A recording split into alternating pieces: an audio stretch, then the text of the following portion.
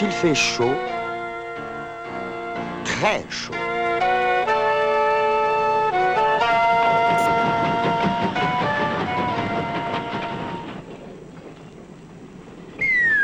50 disparus d'un coup. Le train se découvre un ennemi, la chaleur. On assurera que sous nos climats, la fenêtre suffirait. Et allez donc mettre 2 Français d'accord.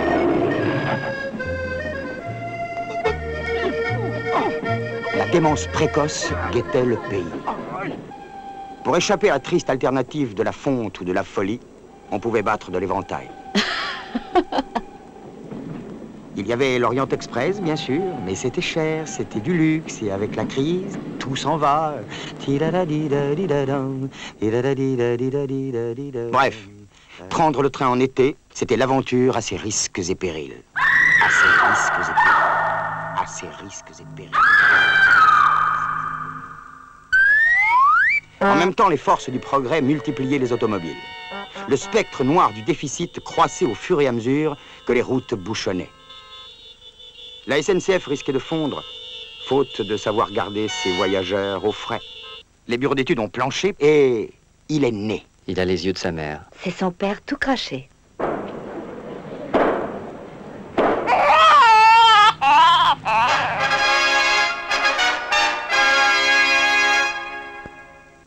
Pour assurer la circulation de l'air, des gaines de distribution, une prise d'air extérieure, une reprise d'air intérieure et un ventilateur. Problème. On a beau souffler, quand l'air était chaud dehors, il restait chaud dedans. Cette demi-solution était très insuffisante, d'autant plus qu'à la même époque, on avait déjà dompté le froid. Pontiac, le froid du Grand Nord, chez vous.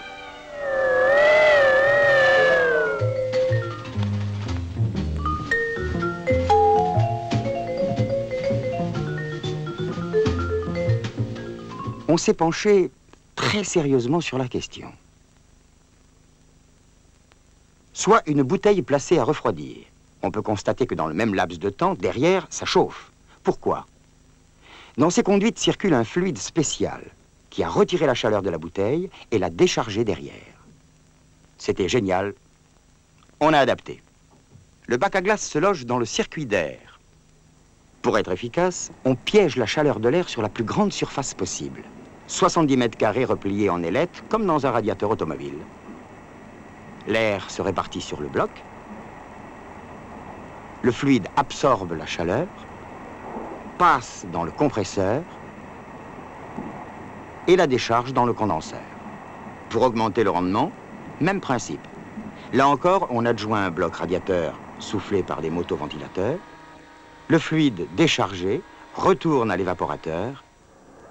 L'air ressort frais.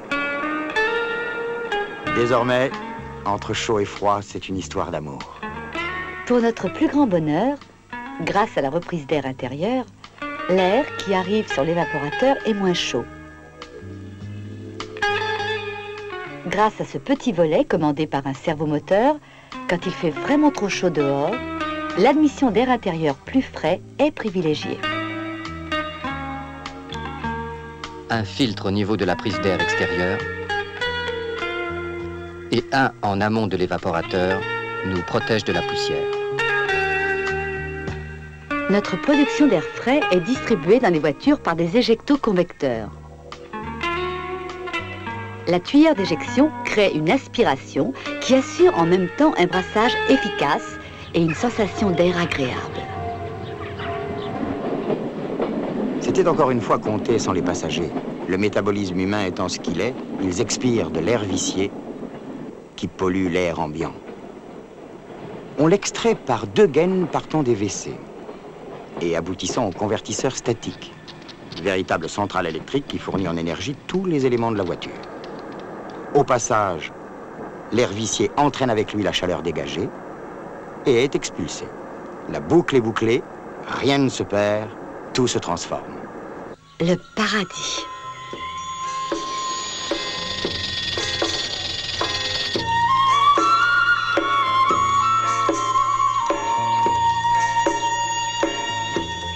Et pourtant, La climatisation a un ennemi, la poussière. Présente partout, elle bouche les filtres et bloque la circulation de l'air. D'où l'importance d'un entretien régulier.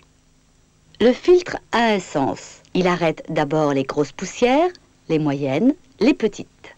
Montées à l'envers, les grosses le colmatent rapidement. Un filtre inadapté, trop court par exemple. Impossible. Comment impossible? Impossible, je vous dis. Impossible.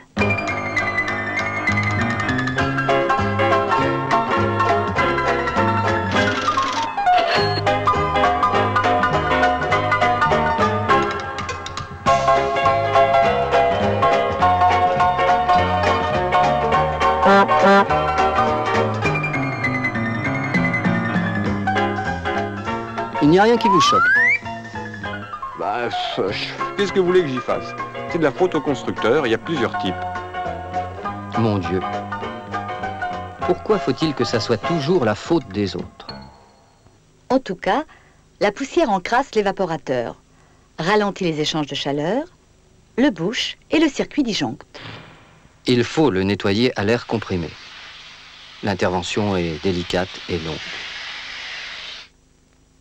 Quant au condenseur, il s'obstrue en profondeur. La poussière forme comme un manteau, le fluide ne peut plus décharger sa chaleur, le circuit disjoncte. Il faut le nettoyer au jet d'eau jusqu'à ce que l'eau ressorte claire sur l'autre face.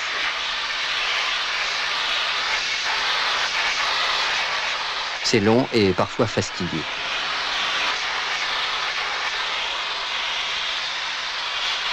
Même inconvénient côté éjecto-convecteur. Grille bouchée, air pourri. Côté convertisseur statique, encrassement, risque de surchauffe et inconfort dans la voiture.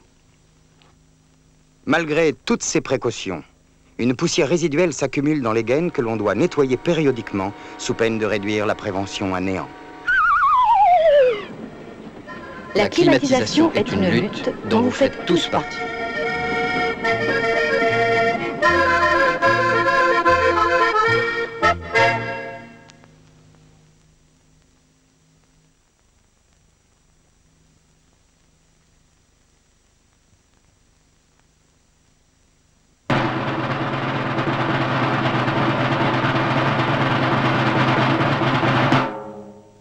Pour faire du chaud, on chauffe. Pour faire du froid, alors, pour faire du froid, on ne fait pas de froid. On retire du chaud et c'est fluide air qui s'en charge. Voilà ce que l'on sait de la théorie. Maintenant, je passe rapidement la parole au centre expérimental. Top miniaturisation.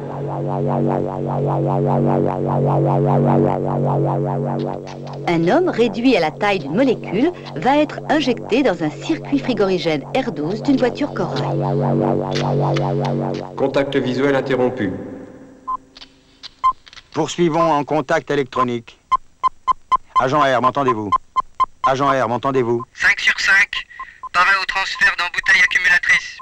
Immersion. C'est extraordinaire. Je suis juste à la surface du fluide. Il s'évapore et se condense aussitôt sur les parois. J'ai l'impression d'être dans une marmite. Attendez, c'est étrange. Oui, c'est une goutte d'eau. Température 24 degrés. Pression 5 bars.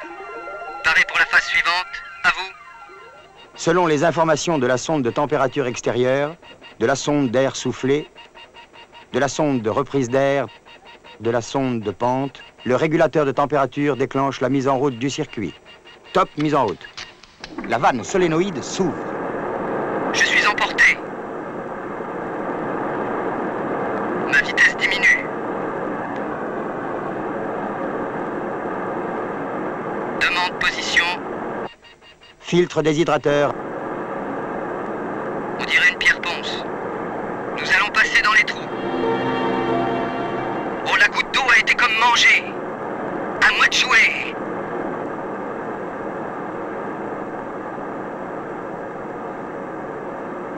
Bon Dieu, je suis coincé. Il y a des impuretés, c'est complètement imbibé. Message à l'entretien. Risque d'obstruction. Je répète, risque d'obstruction. Description de la panne. Un filtre bouché joue le rôle d'un détendeur et le fluide se vaporise en sortie. Détection. Cette panne est sensible au toucher. La sortie du filtre est plus fraîche que l'admission. Ça y est, je suis passé. Je reprends la même vitesse. Position suivante. Vous approchez du détendeur. Risque de turbulence. Ah, c'est fantastique. Le fluide commence à se vaporiser. On a l'impression qu'il explose sous l'effet de la chaleur. La température a baissé considérablement, 3 degrés. La pression aussi, 2,5 bars. La quantité de liquide diminue sans cesse. Je note 70% de vapeur. Et ça augmente sans arrêt. Je suis en plein brouillard. Je ne distingue même plus la paroi. Quelle purée. Fonction vitale. Normal. Contrôle à agent. Le brouillard nous parasite. Contrôle appel agent R. Le brouillard s'éclaircit de plus en plus. L'humidité a complètement disparu. On se croirait dans le métro. Attendez, une dernière trace de brouillard s'assèche. Je pense être au niveau de l'échangeur de chaleur. Confirmé? Estimation exacte. Cet assèchement est dû au transfert de chaleur entre le fluide liquide montant à l'évaporateur et le gaz descendant. Vous le rafraîchissez et il vous réchauffe. Le battement du compresseur est de plus en plus puissant. Ma vitesse augmente. J'aperçois un orifice. Localisation? Vous êtes au départ du manostat basse pression. Vous trouverez celui haute pression juste après le compresseur. Je ne tiens plus. Ça cogne, nom de Dieu. Je vais crever, au secours. Contrôle appel agent R. Il perd connaissance. Contrôle appel agent R. Répondez. Manomètre de contrôle.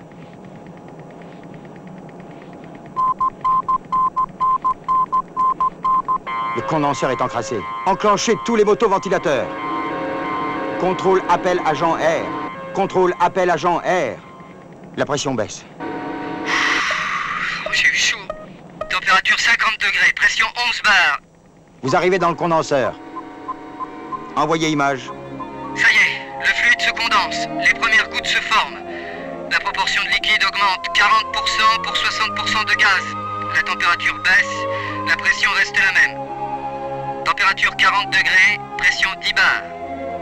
Je vais retourner dans la bouteille accumulatrice. À vous. Entamons procédure de retour. Le patron vous attend, mon vieux. Ah, il y a quelque chose pour vous. Une augmentation? Non, une médaille. Très belle, d'ailleurs.